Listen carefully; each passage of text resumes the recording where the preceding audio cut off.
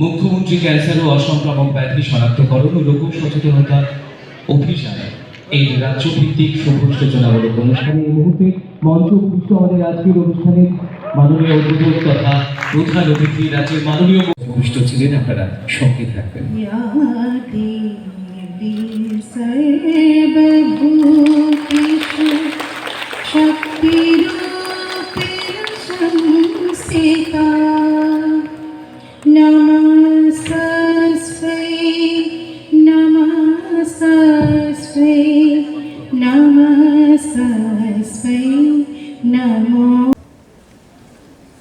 আজকের মুখ্যমন্ত্রী ক্যান্সার ও অসংক্রামক ব্যাধি শনাক্তকরণ ও লোক সচেতনতা অভিযান, যার নাম দেওয়া হয়েছে মোকাবেলা, সেই অভিযানকে সামনে রেখে যে আজকের যে অনুষ্ঠান, সেই অনুষ্ঠানে মঞ্চে উপস্থিত আছেন ত্রিপুরা সরকারের মাননীয় চিফ সেক্রেটারি শ্রী জিতেন্দ্র কুমার সিনহা এবং secretary health and family welfare ডিপার্টমেন্টের doctor Debashis Basu, additional secretary NMD এনেছেন গভর্নমেন্ট অফ ত্রিপুরা শ্রী সুভাষিস দাস মহোদয়, ex officio joint secretary and director of health service government of Tripura Dr. Subhashis Devarma, director of medical education Professor Dr. Chinmay Vishwas, director family welfare and preventive medicine government of Tripura Dr. Mrs. Radha Devarma Mahodaya, and IDA Indian Dental Association Tripura State Branch মাননীয় সভাপতি doctor পার্থরাই Chowdhury মহোদয়। আমার সামনে media বন্ধুরা উপস্থিত আছেন, ডাক্তারবাবুরা উপস্থিত আছেন, স্টুডেন্টরাও এখানে উপস্থিত আছেন, আশা কর্মীরাও এখানে উপস্থিত আছেন এবং অন্যান্য যারা স্বাস্থ্য বিভাগের সাথে ডাইরেক্টলি ও ইনডাইরেক্টলি যারা এখানে যুক্ত আছেন, সবাইকে হার্দিক অভিনন্দন ও শুভেচ্ছা। এখানে আমি কিছু বলার আগে আমার মনে হয় কিছু ঘোষণা আজকে আমার করা উচিত। মিডিয়া বন্ধুরা আছেন এখানে, কালকেই 8টার সময়, মানে সন্ধ্যা বা রাত্রে 8টার সময় আমাদের ক্যাবিনেট মিটিং হয়েছে। সেখানে ডিসিশন হয়েছে যে প্রায় 6067 স্পেশাল এক্সিকিউটিভের পর আমরা যে চাকরি সেটা আমরা ঘোষণা করছি এখানে আজকে। 6067 স্পেশাল এক্সিকিউটিভ হবে। তাদের কী কাজ হবে? তাদের কাজ হবে রাজ্যের গ্রামীণ এবং শহর এলাকার সকল থানাগুলিকে পুলিশকে সহযোগিতা করা, হেল্প করা, এবং রাজ্য সরকারের এই যে পদক্ষেপ তাতে আমাদের যে সিকিউরিটি বা সুরক্ষা সেটা কিন্তু অনেকটা ইনক্রিজ হবে। চাকরি নেই অনেক দিন ধরে আমরা শুনছি, তো সেই চাকরির ঘোষণা আজকে আমি দিলাম এখানে। কালকে আমাদের যে ক্যাবিনেট ডিসিশন নেওয়া হয়েছে সেখানে আমি সেটা উল্লেখ করলাম। তাছাড়া আমাদের যে টেট উত্তীর্ণ, অনেকদিন ধরে অনেকে বলছিলেন যে যারা টেট পাস করেছে তাদের চাকরি নেই। তো বিধানসভায় এই নিয়ে অনেক হইচই হয়েছে, কিন্তু তার সিলমোহর আমরা গতকাল ক্যাবিনেটে আমরা দিয়েছি। টোটাল আমরা যারা টেট পাস করেছে সংখ্যাটা হচ্ছে 3108 জন আমরা শিক্ষক নিয়োগ করছি।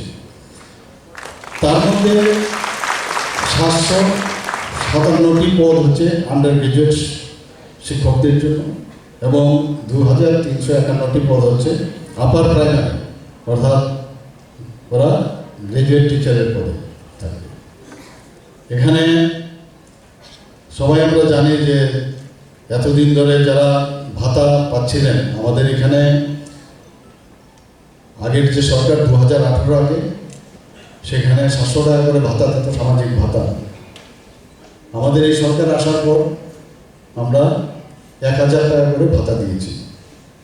পরবর্তী সময়ে আজ থেকে প্রায় 1 সপ্তাহ কিছুদিন আগে আমরা সেটাকে 2000 টাকা করে সামাজিক ভাতা আমরা দিয়েছি। এর মধ্যে দেখা গেছে কিছু কিছু যারা আরও বেশি অভাবগ্রস্ত তাদের ওই সামাজিক ভাতা থেকে বঞ্চিত রাখা হয়েছে। তো গতকাল ক্যাবিনেটে আমরা ডিসিশন নিয়েছি এবং সেটার নাম দিয়েছে মুখ্যমন্ত্রী সামাজিক সহায়তা প্রকল্প, এবং তাতে আরও 30,000 বেনিফিশিয়ারিকে আমরা 2000 টাকা করে ভাতা দিচ্ছি। এই সরকার মানবদর্দী সরকার, সেটা কিন্তু আমাদের কাজকর্মে কিন্তু মানুষ বুঝতে পারছে সেটা। আজকে সেই ঘোষণাটা যদিও এখানে ঘোষণার জায়গা নয়, কিন্তু তারপরেও এটা মনে হলো যে কেননা এই প্ল্যাটফর্মকে আমি ব্যবহার করে এই ঘোষণাটা আমি দেবো না, এর জন্য আপনাদের সামনে এই ঘোষণাটা আমি রাখলাম। তাছাড়া আপনারা জানেন যে এখানে অনেক দিন ধরে আমাদের চিকিৎসক যে ভাইয়েরা আছে, আমার কলিগরা আছে, তাদের মধ্যে কিন্তু এতদিন ধরে প্রমোশন হচ্ছিল না। তো একসাথে আমরা 277 জন আমরা রাজ্যের চিকিৎসককে আমরা প্রমোশন দিয়েছি। যেটা এখন প্রমোশন আমরা সেটাই অনেকদিন ধরে এটা সুপ্রিম কোর্টে পড়ে আছে। আমাদের সরকার আসার পর তাই জটিলতার থেকে আমরা বেরিয়ে আমরা এখন প্রমোশন আমরা দিয়েছি। এরকমও দেখা গেছে যে বাবা ডাক্তার এবং ছেলে বা মেয়েও ডাক্তার, এবং যেহেতু প্রমোশন পাচ্ছে না ওরা কিন্তু একই স্কেলে রয়ে গেছে, এরকমও আমাদের কাছে নজির আছে। তো সেই জায়গায় আমরা এই প্রমোশন দিয়ে এই ডিফারেন্সটা আমরা এনেছি। এখানে আসা কর্মীরা এখানে আছেন, সবাইকে লক্ষ্য করে আমি প্রচুর পরিশ্রম করেন আপনারা, সব ঘরে ঘরে যান, আমাদের প্রতিটা তৃণমূল স্তরে ব্লক লেভেলের অধীনে ভিসিগুলোতে আপনারা যান, জিপিতে আপনারা যান, প্রতিটা ঘরে যান। তো কালকে আমরা ডিসিশন নিয়েছি যে আঙ্গনবাড়ি এবং যারা হেল্পার আছে আঙ্গনবাড়ি সাথে আশা কর্মীদেরও 15% আমরা তাদের বেতন আমরা বৃদ্ধি করে দিয়েছি।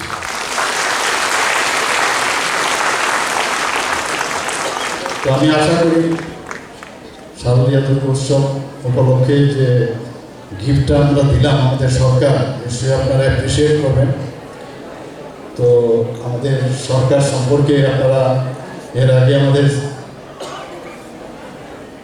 যে সুভাষিস বাবু থেকে আমাদের সুভাষিস দাস উনি খুব বিস্তৃতভাবে আলোচনা করেছেন এই মোকাবেলা যে বিষয়টা। আমাদের আইডিয়ার প্রেসিডেন্ট ত্রিপুরা স্টেট ব্রাঞ্চের উনিও বলেছেন। তো মিশন মোডে আমরা এখন কাজ করতে হবে। আমাদের ডাইরেক্টর সাহেব একটু আগে আমাকে বলছিলেন যে আমরা 1 মাসের মধ্যে আমরা স্ক্রিনিংটা আমরা করে নেব, এবং যদিও 2 লক্ষ রুপি টার্গেট ওনারা আপাতত নিয়েছেন, এবং সেটা একটা পাইলট স্টাডি।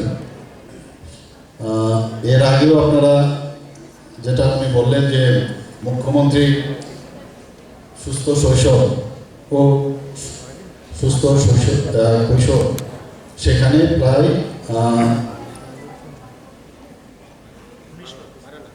13 লাখ আপনার মানে মাত্র 15 দিনের মধ্যে আপনারা কমপ্লিট করতে পেরেছেন। সেই জায়গায় যেটা আমাদের চিফ সেক্রেটারি সাহেব বলেছেন যে কেন আপনারা নভেম্বরের মধ্যে সেটা শেষ করবেন, ট্রাই করুন, এবং আপনাদের সেই ক্ষমতা আছে, নিশ্চয়ই আপনারা পারবেন। এখানে যে বিষয়টা এসছে যে ওরাল ক্যান্সার, সার্ভাইকাল ক্যান্সার এবং ব্রেস্ট ক্যান্সার, আমরা যেহেতু আমি ওরাল অ্যান্ড রিসার্চ স্যার, আমরা জানি সবসময় আমরা ওরাল কেভিটি নিয়ে আমরা নাড়াচাড়া করি। এখানে বলেছে আমাদের আইডিয়ার প্রেসিডেন্ট যে 30% টোটাল বডির যে ক্যান্সার হয় তার মধ্যে প্রায় 30% ওরাল ক্যান্সার হয়।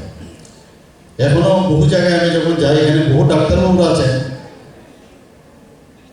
খুব মজা করে পান সুপারি খুব কিন্তু খান, ডাক্তারবাবুরাই বলেন। এবং ডাক্তার হচ্ছে সবচেয়ে সমস্যা, মানে ওনাদের কিন্তু ট্রিটমেন্ট করা ভেরি ডিফিকাল্ট। সাধারণ মানুষকে ট্রিটমেন্ট করা যায়, কিন্তু ওনাদেরকে ট্রিটমেন্ট করা ভেরি ডিফিকাল্ট। এখানে অনেক জায়গায় যখন যায় বলে পান সুপারিটা বললাম এটা আমি নিজেও খাই না, কাউকে খেতেও দিই না। নিয়মিত আমি দেখেছি মুখের ভিতরে যে ঘা, বিভিন্ন ধরনের যে আলসার আমরা দেখতে পাই, স্কোয়ামাস সেল কার্সিনোমা সবচেয়ে বেশি। আমাদের সেলিভারি গ্ল্যান্ড মুখের ভিতরে মানে millions of salivary, minor salivary gland আছে, যদিও 3টে বড় সেলিভারি গ্ল্যান্ড আছে, তাছাড়াও মাইনর সেলিভারি গ্ল্যান্ড আমাদের প্রচুর মিলিয়নস। এবং যেগুলো সেলিভারি গ্ল্যান্ড থেকে সেখানেও প্রিওমরফিক অ্যাডেনো কার্সিনোমা, সিস্টিক কার্সিনোমা এগুলো হয়, বোন ক্যান্সারও হয় যৌবনের থেকে। কিন্তু যে বিষয়টা সবচেয়ে বেশি হয় সেটা হচ্ছে স্কোয়ামাস সেল কার্সিনোমা, অ্যাবাউট 95%-এর উপর, মেবি মোর। কিন্তু এই ওরাল ক্যান্সার আমি নিজেও কাজ করেছি অনেক লোককে, যে সুপারির থেকে খাওয়া, সুপারির থেকে যে সমস্যাটা হয় বলা সত্ত্বেও তারা খায়। আমি এরকমও আমরা ম্যান্ডিবুলেক্টমি করেছি, প্রায় 5 বছর পরে এসে দেখাতে এসে ফলো দেখলাম মুখের মধ্যে পান। আমি বললাম আপনার কি কাণ্ড জ্ঞান নেই? 6 ঘন্টার সময় আপনার অপারেশন করলাম, তারপরেও মুখের মধ্যে পান। দেখে তারপর গিয়ে সে পানটা ফেলল। মানে এটা অনেকটা ড্রাগ এডিক্টের মতো, এর থেকে কিন্তু বেরোতে পারে না। তো এটা নিয়ে এই যে সচেতনতা, সবাই গিয়ে বুঝান, ফর্ম ফিল আপ, আমি দেখলাম ফর্মটাও আমি দেখেছি, স্ক্রিনিং হবে, প্যালিয়েটিভ ট্রিটমেন্ট হবে, কিন্তু অ্যাওয়ারনেসটা বেশি করে বলতে হবে। আমি অনেক জায়গায় তো ইচ্ছে করে আমি বলতাম আমার বন্ধু বান্ধবদের, স্মোকার যারা, তা আমি বললাম যে স্মোকিংটা ছাড়তে পারো না তোমরা? তাহলে আরেক এটা হবে না। আমি বললাম তোমার এই যে স্মোকিং তুমি করো না, এটা দিয়ে তোমার ক্যারেক্টারটা বোঝা যায়, মানে you are dependent on this, কাজে যে কোনো প্রলোভনে তোমাকে প্রভাবিত করা যায়। তো বলে ছেড়ে দিল কথা শুনে, তো নিজের উপর নিজের কন্ট্রোল নেই। তো সেইভাবে আমি অনেক লোককে কিন্তু ছাড়িয়েছি সিগারেট খাওয়া, পানও ছাড়িয়েছি। পানের সাথে তো আর শুধু খালি পান খায় না, সেখানে সেই লাইনও থাকে, চুনাও থাকে, এবং সবচেয়ে বড় যে ক্ষতিকারক সেটা হচ্ছে জর্দা এবং বেটলনা, হেরেকানা। তার থেকে এই যে মুখের যে স্কোয়ামাস সেল যেগুলো আছে তার পরিবর্তন হয়, এবং আস্তে আস্তে আস্তে আস্তে সেই যে ক্রনিক ইরিটেশনের কারণে সেখান থেকে এপিথেলিয়াম লেয়ার থেকে আস্তে আস্তে একদম বেস অবধি চলে যায়, এবং তার থেকে মানে সিকুয়েল কার্সিনোমা আমরা বলি, কিন্তু যখন বেসমেন্টে চলে যায় এবং বেসমেন্টের বাইরে চলে যায় তখন আমাদের কানেকটিভ টিস্যুতে সেটা ইনভলভ হলে তখন সেটাকে আর তার প্রগনোসিস খুব পুয়ার হয়। আরও বেশি প্রগনোসিস পুয়ার হয় যখন দেখা যায় সেটা মেটাস্টেসিস হয়, so very difficult to control. তখনই ওই আবার সেই লিম্ফ নোডসগুলো, লিম্ফেটিক যে সমস্ত চ্যানেলগুলো কাটো, এগুলো কেটে ফেলে দাও, রিস্ক নেওয়া যাবে না, ম্যান্ডিবুল কাটতে হবে, ইত্যাদি ইত্যাদি। আমরা সবাই জানি এখানে ডেন্টাল সার্জনরা আছেন, ওরাল সার্জনরা আছেন, সেগুলো আমরা নিয়মিত করে এসেছি। কিন্তু সবচেয়ে বড় যে বিষয় সেটা হচ্ছে কি কষ্টকর ওই ব্যক্তি, আমরা চোখে একদম দেখেছি পোস্ট অপারেটিভ যে ট্রিটমেন্ট আমরা দেখতাম, মানে 5 বছরের গ্যারান্টি থাকতো। অনেক হয়তো আমি জানি না, অনেকে তো আমরা ফলো আপ করেছি, রেডিয়েশনের জন্য পাঠাতাম, কেমোথেরাপিও দেওয়া হয়েছে, খেতে পারে না, মুখ বন্ধ হয়ে থাকে, ইন্টিউবেশন করতে হয় খাওয়ার জন্য, ট্রেকেস্টমিও করতে হয়েছে অনেককে, বিভৎস। যখন এগুলো একটু আগে এখানে আমি দেখলাম যে ভিডিওটা দেখিয়েছে, সেখানে একটু দেখিয়েছে যে পেশেন্টের কি অবস্থা। তারপরেও এগুলো দেখে দেখে মানুষকে অ্যাওয়ারনেস করানো খুব প্রয়োজন। মানে যতক্ষণ ধরে মানুষের একদম মানে ওনাদের সম্বিত ফেরানোর জন্য এই পিকচারগুলো নিয়ে দেখানো দরকার যে এই হয়, তারপরেও এর থেকে মানুষ কিন্তু শিক্ষা নিতে চায় না যতক্ষণ ধরে নিজের উপর না আসে। কাজে এই ধরনের যে আমরা মোকাবেলা প্রোগ্রাম নিলাম, সেটা কিন্তু আমাদের ত্রিপুরা সরকার, এটা কিন্তু ন্যাশনাল প্রোগ্রাম না, এটা আমাদের ত্রিপুরা স্টেটের প্রোগ্রাম।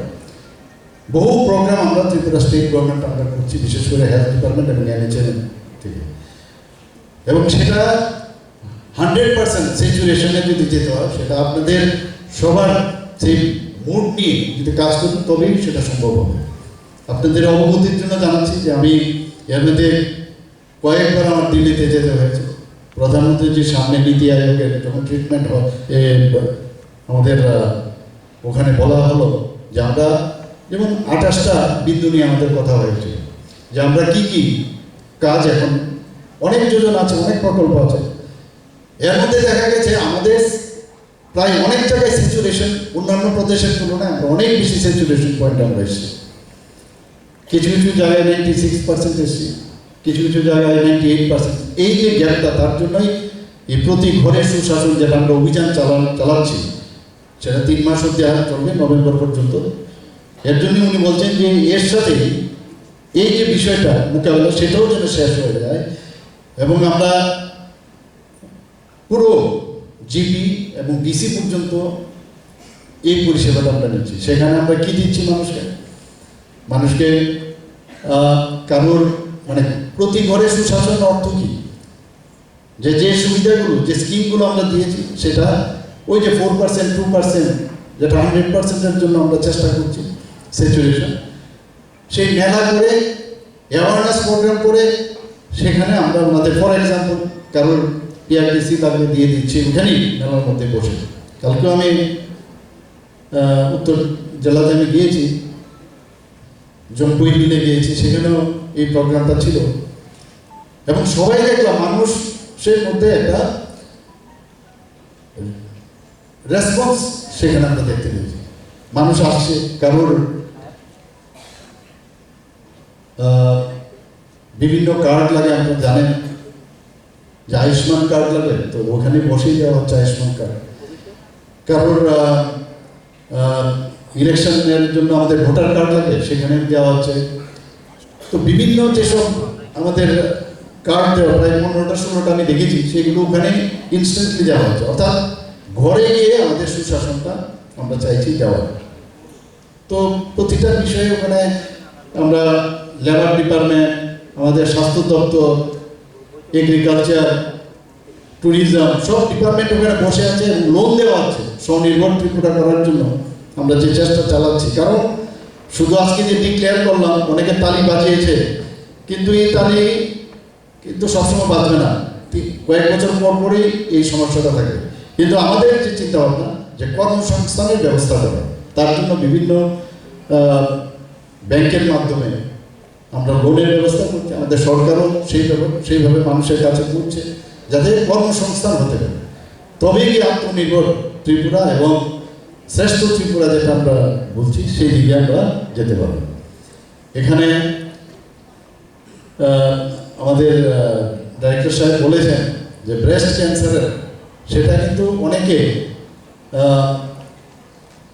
লজ্জার কারণেই হোক বা ডাক্তারদের কাছে যেতে চায় না, লুকিয়ে রাখার একটা প্রবণতা অনেক সময় থাকে।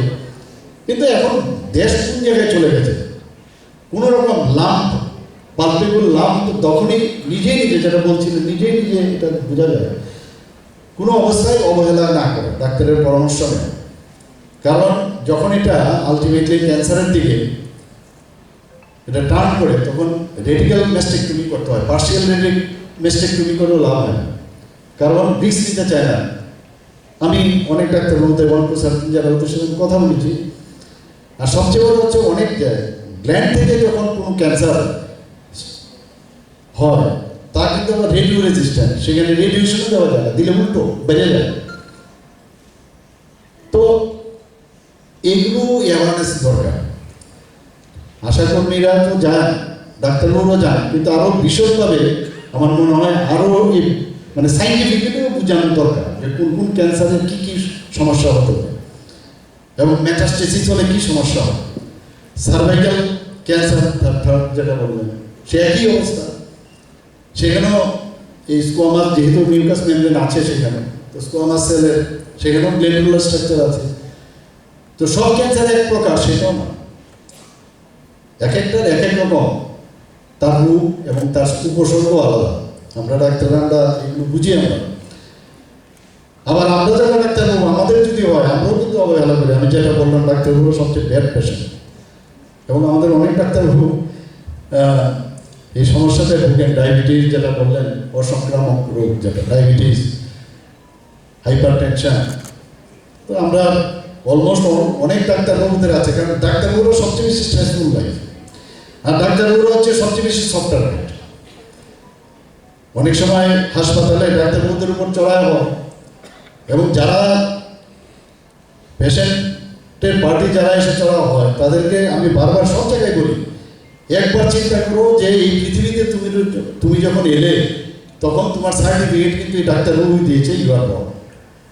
আর শ্মশানে যাওয়ার সময় কিন্তু সার্টিফিকেট লাগবে যে ডাক্তারবাবু যে ইউ আর নো মোর, তবেই তোমার শ্মশান ঘাটে তোমার দাহ সংস্কার হবে। তো তোমার একবার ভয় হয় না এই ডাক্তারবাবুর উপর বা স্বাস্থ্যকর্মীদের উপর হাত তোলা, চোখের নেন? তো এটা নোবেল প্রফেশন, এটা নোবেল প্রফেশন, এর থেকে বড় প্রফেশন আর হতে পারে না। আমাদের এখানে বেশ কয়েকজন আইএস অফিসার এখন ডাক্তার, ওরা এমবিবিএস হয়ে টিসিএস অফিসার, ডেন্টাল সার্জন হয়ে হয়েছে, সেটা আরেক দিক। কিন্তু যখনই ডাক্তারবাবুদের কিন্তু আলাদা একটা মানব দরদি বিষয়টা, যেটা হিউম্যান টাচ, সেটা কিন্তু থাকে। সেই বিষয়টা সাধারণত অন্য প্রফেশনে কিন্তু থাকে না। তো আমি আজকে এখানে যে প্রিভেনশন ইজ বেটার দেন কিউর আমরা সবসময় বলি, যে স্ক্রিনিং টেস্ট করলে আগের থেকে যদি সেটা আমরা দেখতে পারি, বুঝতে পারি, উপসর্গগুলো যদি আমরা দেখি। ফর এক্সাম্পল, মুখে দেখা গেল একটা দাঁত নড়ছে, দুটো দাঁত নড়ছে, তা আমরা মনে করি এটা জিঞ্জাইটিস বা পেরিওডন্টাইটিসের কারণে নড়ছে, কিন্তু তার স্ক্রিনিং দরকার। নড়ছে এবং তুই না যে নর্মাল, অ্যাবনর্মাল হতে পারে, পেরিওডন্টাইটিস থেকেও দাঁত নড়ে, কিন্তু তার যদি দেখা যায় এটা ক্যান্সারজনিত কারণে, সেটা হচ্ছে টিউমারে হয়। আমরা জানি যে মেলিগন্যান্ট টিউমার সেটা হচ্ছে ক্যান্সার, আর বেনাইন টিউমার হচ্ছে নট ক্যান্সার, মানে নট ডেট্রিমেন্টাল, ওর ভয়ের কিছু থাকে না। তো এটা সবসময় ডাক্তারবাবুকে দেখে, যে বয়স হয়েছে দাঁত মরবে এরকম একটা মানসিকতা আছে, কিন্তু ভিতরে ভিতরে কিন্তু সব খুব লাভ হয়ে যাচ্ছে। তখন আর এই বয়সে না সার্জারি করা যায়, অ্যানেস্থেটিস্টও রাজি হয় না, রিস্ক ফ্যাক্টর বলে রিস্ক করে আপনি একটা সাইন করুন, রাজি হয় না, ওটি টেবিলই মারা যেতে পারে। তো সব বিষয়ে সবসময় এই বিষয়গুলো মানুষকে বোঝানো জানা, মুখের ভিতরে সৃষ্টিও হয় সব জায়গায়। আমি সার্বিকই বলছি, একই জিনিস, সিস্ট। এই সিস্টের থেকে, সিস্টের যে লাইনিং আছে তার থেকেও ক্যান্সার হতে পারে। তো এই বিষয়গুলো বলতে হবে। সিস্ট হয়েছে, ভয়ের কিছু নেই। কালকে এক ভদ্রলোকের সাথে আমার কথা হচ্ছিল, বলে আমার থাইরয়েড সিস্ট হয়েছিল, আমার মিসেজের অপারেশন করিয়ে এসেছি। তো কি করলে? সিস্টের তো অপারেশনে তোটা লাগে না, বলে না অনেকটা কেটে ফেলে দিয়েছে।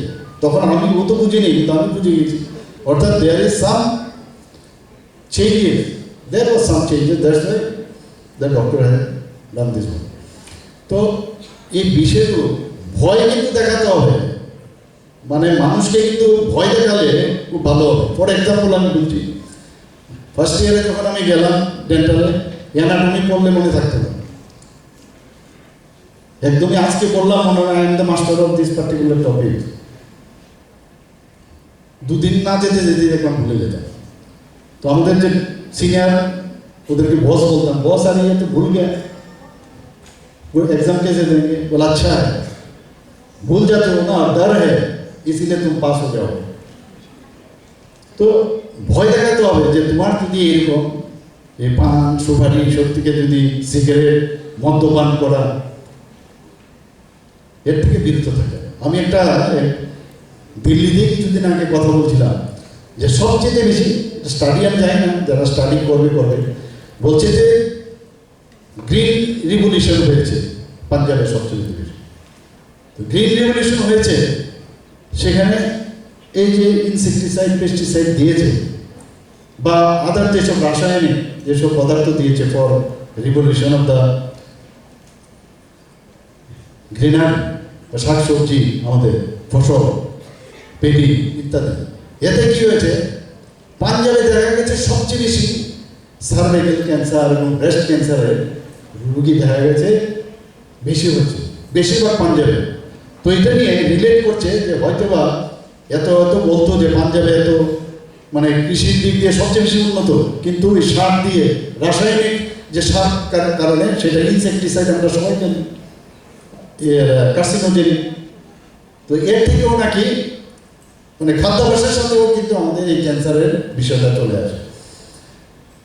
আমি জেনে শুনে তাহলে মুখে এই আমার পাটনাতে আমার মনে আছে, আমার সেখানে প্রথমে গিয়ে দেখি একদম টিউমারটা বাইরে চলে আসছে, খৈনি। আমরা সবাই জানি এখানে সবসময় খৈনি খায়, প্রচুর পেশেন্ট আমরা দেখতাম, ভয় লাগতো, প্রথম ভয় লাগতো, আর মেইন হচ্ছে খৈনি। তো বলছে আরে অনেকে আবার এরকম বলে, আরে যা হওয়ার এমনি হয়, ক্যান্সার আরে আমি খাই আজকে এতদিন ধরে, আমার বাবা আমার দাদু 90 বছর সমানে সিগারেট খেয়েছে, কিছু হয়নি, এর কোনো জাস্টিফিকেশন নেই। কারণ প্রমাণ তো আমরা দেখেছি, যে খাচ্ছে তার মধ্যে এটা হচ্ছে, হয় না, তার অনেকগুলো কারণ থাকতে পারে, তার বডিক্যাল কন্ডিশন বা ওই পদার্থটা সে কীভাবে খাচ্ছে, তার রেজিস্ট্যান্স করার ক্ষমতা কী। কিন্তু যেটাকে আমরা জানি হবে, তো সেটা সেই পয়জনটা আমি কেন খাবো, এই অ্যাওয়ারনেসটা মানুষকে, এইটাও কিন্তু আরেক ধরনের সমস্যা, মানে অ্যান্টিডোট কিন্তু বা অ্যাডভার্স আমি বলবো কীরকম, যখন আপনি এই কথাটা বলতে যাবেন আপনার সমাজের যে কোনো লোককে, আরে ডাক্তারবাবুরা অনেক কিছু বলে, বেশি শুনতে নেই, একটা পান দে, একটা সিগারেট দে। আমার দাদুর একটাই হয় না আছে এতদিন ধরে, ওরাই ফালতু কথা বলে। একটা বাচ্চারা হয়ে গেল, ওকে সিগারেট খেত, এর কি করে হলো, এইভাবে আমার যুক্তির পরে আবার আরেকটা যুক্তি খারাপ হবে। তো এইগুলো বুঝান, যারা আশা কর্মীরা আছেন, তাদের যেহেতু প্রাইম রোগ, তারা প্রতিটা ঘরে যেহেতু দেয়, আর ডাক্তারবাবুরা তো আছেই, মানে গল্প গুজব না করে যখনই বসা এই বিষয়গুলো নিয়ে আলোচনা করা। একজন আরেকজনকে দেখলে কেমন আছিস, তোকে তো দেখি না, এই সরকারের কাজ দেখেছিস, বিচ্ছিন্ন অবস্থা, কোনো কাজই করে না মানুষের জন্য, ওষুধ পাওয়া যায় না, এই কথাগুলো না বলে বরং এই কথাগুলো বললে কিছুটা কাজ হবে। Positive talk for the benefit of the people, তাহলে এই অ্যাওয়ারনেস প্রোগ্রামটা হবে। আর সবার উপরে যেটা এখানে লেখা আছে, যে আমরা যদি নিজেদেরকে নিয়মিত ব্যায়াম করি, যোগ অভ্যাস করি, এর থেকে বড় জিনিস আর কিছু নেই। আমাদের প্রধানমন্ত্রী নরেন্দ্র মোদীজি এখনো যোগ অভ্যাস করেন, এবং এই বয়সে ওনাকে দেখলে মনে হয় যে যে কোনো যুবক থেকে কম না, যে কারণে সারা পৃথিবীর মধ্যে এখন সর্বশ্রেষ্ঠ লিডার হিসাবে উনি নিজেকে প্রতিষ্ঠিত করবেন। শরীর ঠিক থাকলে তাহলে কাজ করারও কিন্তু স্ফূর্তিটা আসে, এবং শরীর যদি ঠিকঠাক থাকে, বিশেষ করে যারা অর্থোপেডিক্যালি সমস্যা হয়, ডায়াবেটিস থেকে সমস্যা হয়, তাদের এই যোগ ব্যায়াম অবশ্যই করা উচিত। এবং প্রপার ওয়েতে ডিসিপ্লিন লাইফ যদি কেউ ঠিকভাবে সেই নির্দেশে চলে, তাকে ফলো করে, তাহলে দেখা যাবে অনেক রোগ কিন্তু আসবে না। তো এখানে বেশি আবার বললে মনে হয়, জন্য মেডিকেল কলেজে ক্লাস নিচ্ছি, এখানে অনেক প্রফেসরও আছেন, আমি আবার প্রফেসরগিরি করলে ওরা রেখেও যেতে পারে। তো বলে আমি নিউ ইয়র্ক থেকে এখানে আমাদের শেখাচ্ছে, they know better than me.